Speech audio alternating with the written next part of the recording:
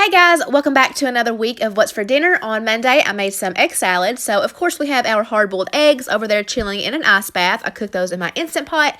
And then for the other ingredients, we have some celery salt, smoked paprika, regular salt and pepper, some light mayo, some plain Greek yogurt, and some yellow mustard. So, after I peeled my eggs, I wanted to show you guys this awesome trick that I learned a couple of years ago. So, all you do is take a cooling rack and place it over your bowl, and you just smash the egg through the little holes, and it creates the perfect dice, and you can get a lot done in very little time. I love this trick.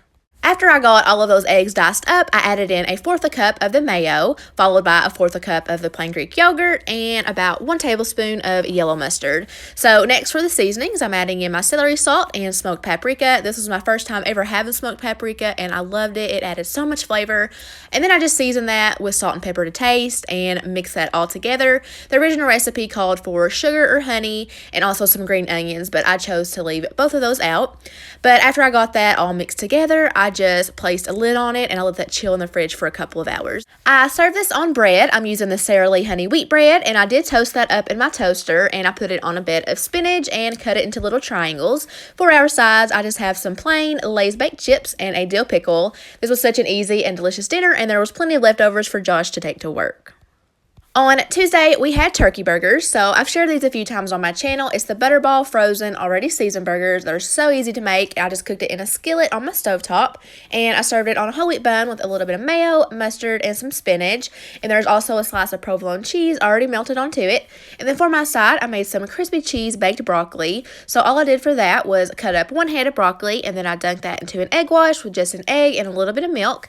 And then I rolled it around in some Italian breadcrumbs, sharp cheddar cheese, and some garlic powder. The recipe called for some Parmesan cheese, but honestly, I was just too lazy to grate it up, and I didn't think it needed it. So as you see, I'm dunking it into the egg wash and then into the breadcrumb mixture. And I will say that it was kind of hard to get that cheese to stick to it. You really have to press it in, but it all worked out in the end. Once I got all of those coated, I just laid it out on a parchment paper lined cookie sheet, and I baked it at 400 degrees for 15 minutes, and they were so good. I dipped it into some of this Bolthouse Farms yogurt ranch dressing. On Wednesday, I made a skinnier version of a biscuit and gravy casserole. So for my ingredients, I have some turkey sausage, some egg beaters, a can of biscuits, some reduced fat Fiesta blend cheese, and a packet of country gravy mix. So all I did was cook my sausage, prepare the gravy, and throw it in a casserole dish.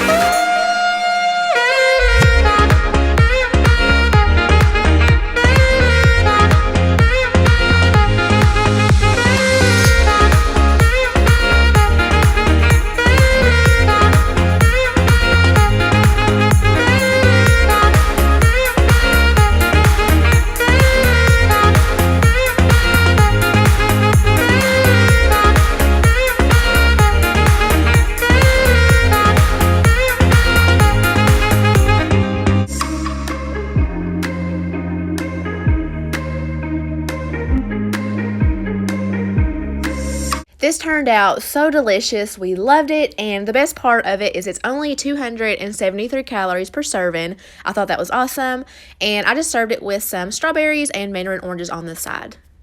On Thursday, I made a homemade pizza using this whole wheat pizza dough that I made. I will have a link to this recipe linked in the description box. It is really yummy, but I will say that it doesn't get as crispy as my other pizza dough recipe, and I knew that because I made it once before, and I just made it again because I had some whole wheat flour that was about to expire, and I wanted to use it up. So I will have a recipe linked to my favorite pizza dough linked as well. So now I'm just going to let the footage roll because making pizza is pretty self-explanatory.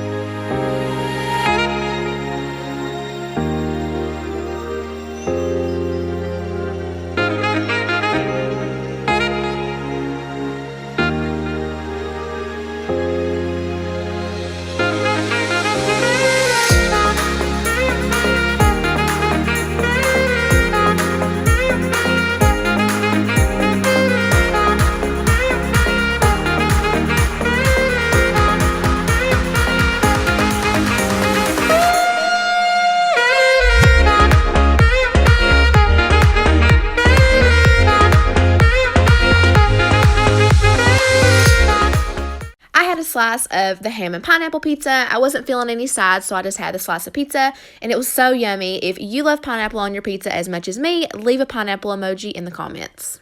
On Friday, I made some BBQ ribs, so all I did was throw a whole package of country-style boneless pork ribs into my crock pot, and then I covered it with a whole can of Diet Dr. Pepper, and I just cooked that on low for 7 hours, and once those were fully cooked, I just removed those carefully with 2 forks to a rack that I have over top of a foil-lined cookie sheet. My oven is also preheated to 400 degrees, and all I'm going to be doing is covering that in some barbecue sauce, so I am using the sugar-free barbecue sauce for the first time, and we really loved it.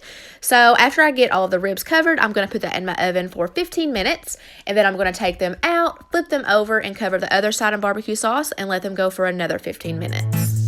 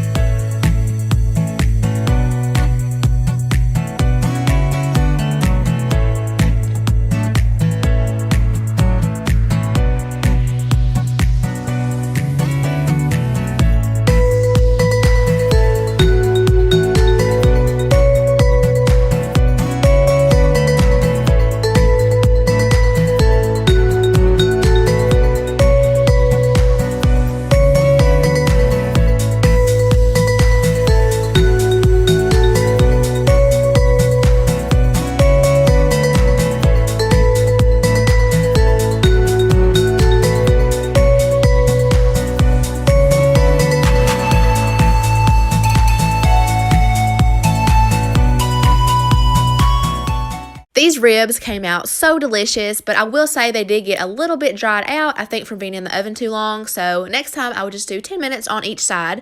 But for the sides, we have some homemade mashed potatoes and some peas and carrots. This was definitely my favorite meal of the week.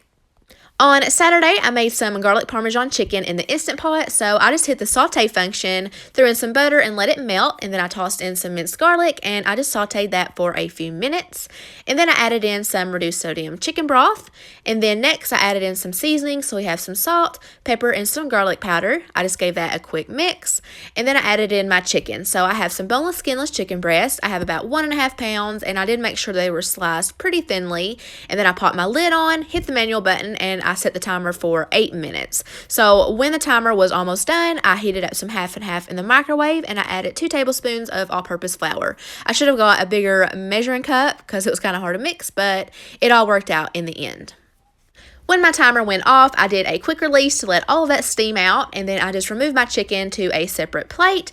And then I'm going to be hitting the saute function so that all of that broth can come up to a boil, and that's when I'm going to add in the half and half and flour mixture. So that is what's going to thicken up your sauce and make it nice and creamy and delicious. So once it thickened up, I added in some freshly grated Parmesan cheese, gave that a good stir, and then I added in tons of fresh spinach. It took no time at all for that spinach to wilt down, and that was pretty much it for the sauce. I just served that over top of a bed of whole wheat linguine, and then I topped it with the chicken and then poured a good amount of that sauce over the top. It was so yummy. We loved it. I will definitely have this recipe linked in the description box. And I just served some steamed asparagus on the side. On Sunday, we went out to eat at a place called Copper River Grill, and I got a nice side salad with a croissant and then also a steak with a sweet potato. So that wraps up this week. I really hope that you guys enjoyed the video. If you are new here, don't forget to hit that subscribe button. I make these videos every Monday. So thank you all so much for watching, and I will see you all in the next one.